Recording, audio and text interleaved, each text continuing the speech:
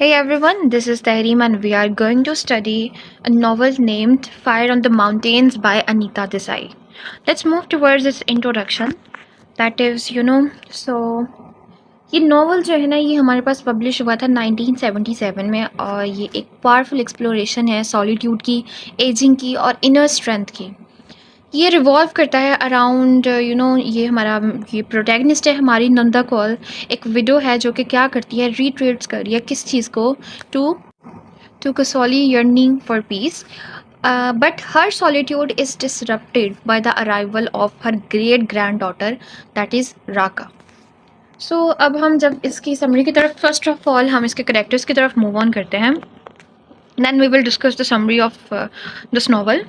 So the very first one is Nanda Kaur. ये हमारी protagonist है और ये विडो है। ये इसका हस्बैंड की डेथ हो चुकी है और ये अपने in her twilight years who retreats to the solitude of her home in Kasauli after a lifetime of fulfilling demanding fam you know उसके जो फैमिली रोल्स है ना उसको फुलफिल करते करते ना अब वो अपनी उसकी जो ज़िंदगी है ना वो उसी चीज़ में गुजर गई है। ये जो इसका करेक्टर जो है ना ये सेल्फ रिलायंट है, ठीक है।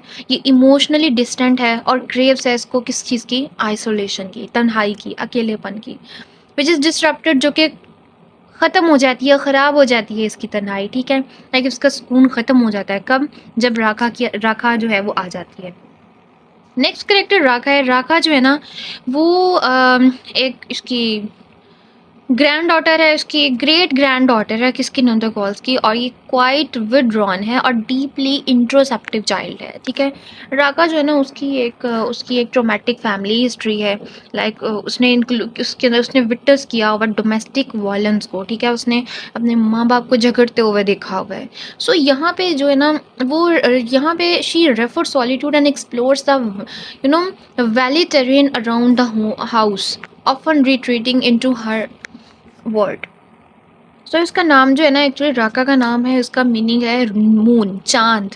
हिंदी में इसका मीनिंग क्या है, राका का चांद, जो कि रिफ्लेक्ट क्या करता है, चांद हमेशा हमसे दूर रहता है, ठीक है। और चांद क्या है, वहाँ पे टेम्परेचर भी कोल्ड है। सो उसी तरह सेम ये इसका करेक्टर जो है वो भी डिस्टेंट है, मतलब डिस्टेंट है लोगों से, ठीक है। और साथ साथ कोल्ड पर्सनैलिटी है ये, ठीक है। द नेक्स्ट वन इज आशा जो है ना वो इला दास के सिस्टर है। इला दास का हम करेक्टर पढ़ेंगे सेकंड लास्ट वन। सो आशा जो है ना वो इला दास की मतलब बहन है, जो कि क्या है, कंफर्टेबली रह रही है लेकिन इनडिफरेंट है टू इला स्ट्रगल्स। यस, लाइक उसके भाई की तरह ना ये रिप्रेजेंट करती है familial neglect and the self and the selfishness often present in the patriarchal families. So the next one is Ramlal. So Ramlal जो है ना वो नंदा कौल का सर्वेंट है और वो सिर्फ एक ह्यूमन प्रेजेंस है नंदा की लाइफ में, ठीक है, बिफोर राकाज अराइवल। तो ये जो है ना ये रामलाल एक लॉयल है, एफिशिएंट है, लेकिन ये मेंटेन्स रखता है प्रोफेशनल डिस्टेंस को in line with Nanda's preference for minimal interaction. So हम कह सकते हैं कि ये एक ऑनेस्ट करेक्टर है हमारे पास, ठीक है। Okay, so the next one is Tara. So Tara जो है ना, तारा राखा की माँ है, ठीक है। राखा कौन है, grand daughter of Nanda Kaul. So Tara जो है वो नंदा कौल की क्या है, बेटी है, ठीक है। नंदा कौल की बेटी है और राखा की माँ है। ये क्या करती है, ये राखा को भेजती है कि तुम मतलब to live with Nanda due to her troubled उसकी जो लाइफ है ना, मतलब उसका हस्बैंड जो है उसको मारता रहता है, तो वो यही उसकी विश होती है कि अब जो है ना वो नंदा के साथ रहे, ठीक है। अब ये जो है ना हम कह सकते हैं कि राका की पुअर हेल्थ कंडीशन भी हमें डिपिक्ट नज़र आती है नॉवल के अंदर। सो तारा जो है ना उसको डिपिक्ट किया गया as a victim of domestic violence, जो कि एक अब्यूसिव मैरिज का एक अब्यूसिव मैरिज की एक पिक्चर है, ठीक है। इसके डिसीजंस जो है ना वो रिफ्लेक्ट करती हैं इसकी इनएबिलिटी, किस चीज़ की inability, just to protect her own self, ठीक है, और her daughter from trauma.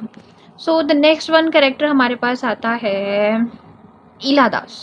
So yes, जो इला दास है ना ये ये चाइल्डहुड फ्रेंड है किसकी? नंदा की, ठीक है, नंदा कौल की, जो कि ईला जो है वो चीयरफुल है, कंपैशनेट है और स्ट्रॉन्ग विल्ड है डिस्पाइट हर डिफ़िकल्ट सर्कमस्टांसेस।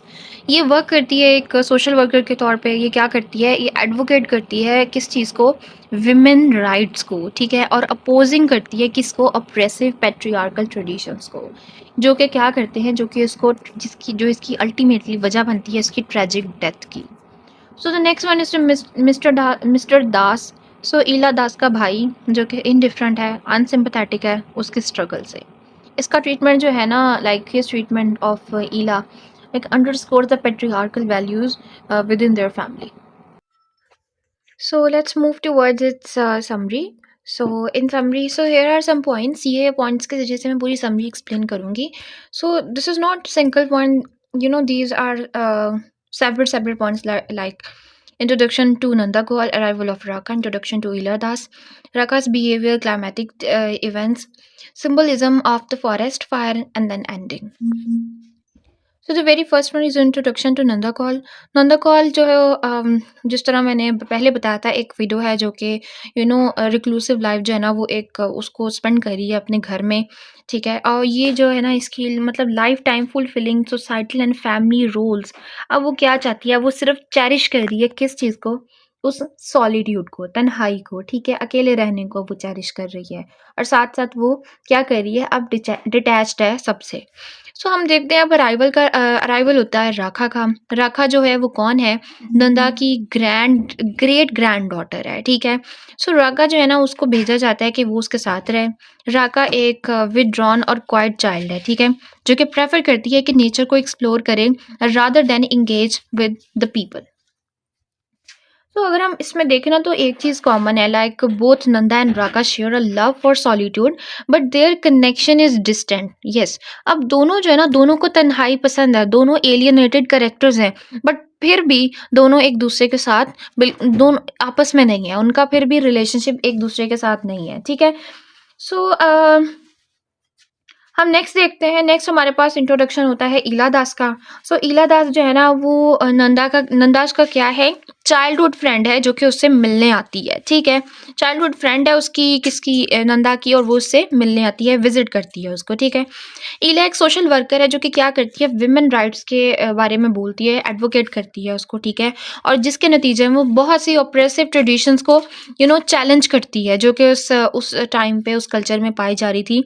जबकि उसकी जो खुद जो है ना फाइनेंशियल जो उसका एक बैकग्राउंड है, वो फाइनेंशियल इश्यूज से स्ट्रगल कर रही थी। उसकी फाइनेंशियल जो है ना वो इन चीज़ों से भी स्ट्रगल कर रही थी। सो हम देखते हैं राखा जो है ना वो एक्सप्लोर करती है। राखा का बिहेवियर का आता है तो राखा जो एक्सप्लोर करती है माउंटेन्स को, और वो क्या करती है? कनेक्शन अपना बिल्ड कर लेती है नेचर के साथ, ठीक है ना। सो यहाँ पे ना मैं एक बात करना चाहूँगी इको फेमिनिज्म की। अगर यहाँ पे हम इको फेमिनिज्म का कॉन्सेप्ट देना, तो इको फेमिनिज्म में ये बिलीव किया जाता है कि वुमन जो है ना, एक वुमन ज़्यादा करीब होती है नेचर के देन अ मैन। जिस तरह मैन जो है ना, एक आदमी जो है वो एक्सप्लॉइट करता है नेचर को, उसी तरह सेम जो एक मैन जो है ना वो एक्सप्लॉइट करता है एक वुमन को। सो फीमेल्स और विमेन जो होती हैं ना वो ज़्यादा कनेक्टेड होती हैं नेचर के साथ then as compared to man. So हम देखते हैं यहाँ पर क्या होता है कि एक वो उसका कनेक्शन बन जाता है किसके साथ? नेचर के साथ। और मतलब उसकी विड्रॉन पर्सनैलिटी जो है वो रिफ्लेक्ट करती है ट्रॉमा को जो उसने एक्सपीरियंस्ड किया था। कौन सा एक्सपीरियंस किया था? एब्यूसिव मैरिज जो उसके पेरेंट्स की थी।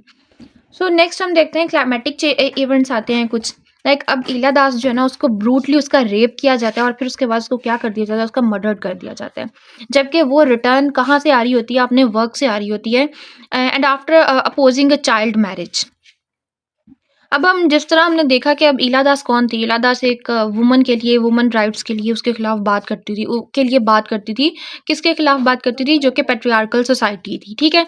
अब ईला दास का रेप हो गया, और वो क्या करके आई थी? वो अपने काम से वापस आ रही होती थी, जो कि चाइल्ड मैरिज के अगेंस्ट बात करके आ रही होती है वो, ठीक है। सो नंदा कौल जो है ना वो डीपली अफेक्टेड होती है ईलास की डेथ से, और वो is force to confront the fragility of her detached existence. So next हम बात करते हैं symbolism of the forest fire. So forest fire जो है ना ये स्प्रेड होती है, लाइक माउंटेन से स्प्रेड होती है, जो को सिंबलाइज करती है डिस्ट्रक्शन एंड ट्रांसफॉर्मेशन। अब हम देखते हैं ये फायर जो है ना ये सर्व करिए एक मेटाफर किस चीज़ का, for the chaos and inner turmoil within the characters. Yes, let's move towards its ending. The novel ends ambiguously, leaving characters to reflect on themes of solitude, trauma, and resilience. Let's move towards the themes of this novel. So these four are the main themes of this novel. The first one is loneliness and alienation. Second one is patriarchy and gender oppression. Nature as a reflection of emotions. So the last one is intergenerational conflict. So loneliness और alienation को अगर हम देखें ना तो नंदा कौल और जो राखा जो है ना वो शेयर करती हैं solitude underscores the theme of alienation and its effect on the individuals. Yes, the next one is patriarchy and gender oppression. So Ila Das का जो ट्रेजिक फेट थी जो उसकी और नंदा कौल का जो एक सप्रेस लाइफ थी वो क्रिटिक करता है जेंडर इनइक्वालिटीज़ को जो कि एक सोसाइटी के अंदर पाई जाती हैं और स्पेशली पेट्रियार्कल सोसाइटी में जहाँ पे टोटल जो होल्ड होता है ना वो मर्दों का होता है. Like they are superior and the womens are inferior and they are subjugated to you know to whatever their male men said to them, they are obligatory to follow them. So ये चीज़ें जो होती हैं ना ये एक matter करती हैं सोसाइटी के अंदर. लाइक अगर कुछ कह दिया तो उस पर वो क्वेश्चनेबल नहीं है, उसके ऊपर आर्ग्यूमेंट बिल्ड नहीं कर सकती. इस तरह की चीज़ें हम देखते हैं. अगर गायत्री चक्रवर्ती इस पे भी कहती है कैन दिस पॉल्टन स्पीक में वो बात करती है कि ये वुमन जो होती है ना इनको डबली मार्जिनलाइज किया जाता है. लाइक एक तो उनको सोसाइटी करती है और दूसरा जो उनके घर के अंदर रहने वाले मर्द होते हैं ना उनको वो सब्जुगेट कर देते हैं. तो यहाँ पे वो कहती है कि जो वुमन जो है ना एक औरत जो है वो डबली मार्जिनलाइज्ड होती है. तो अगर हम नेक्स्ट थीम की तरफ मूव करते हैं तो हमारे पास आता है nature as a reflection of emotions. So yes, इस नॉवल के अंदर माउंटेन्स, फॉरेस्ट, द फायर वो सिंबलाइज करते हैं कैरेक्टर्स की इनर लाइफ को, लाइक पीस, टर्मोइल और ट्रांसफॉर्मेशन को. So the next one is intergenerational conflict. So Nanda's की लाइफ जो है ना लाइफ चॉइसेस जो हैं या राखा का यूथफुल इंडिपेंडेंस है वो हाईलाइट करती हैं the contrast between generations and their ways of coping with the life challenges. So this is all about the themes of this novel. Let's move towards the conclusion. So Fire on the Mountain by Anita Desai is a profound exploration थी solitude, trauma की and the complexities of a human relationship. So हम देखते हैं ये novel जो थी ना इसकी एक जो एम्बिगुअस एंडिंग जो थी वो मार्क करती है बाय द फॉरेस्ट फायर जो कि सिंबलाइज करती है वो destruction and renewal, leaving readers to ponder the resilience of the human spirit.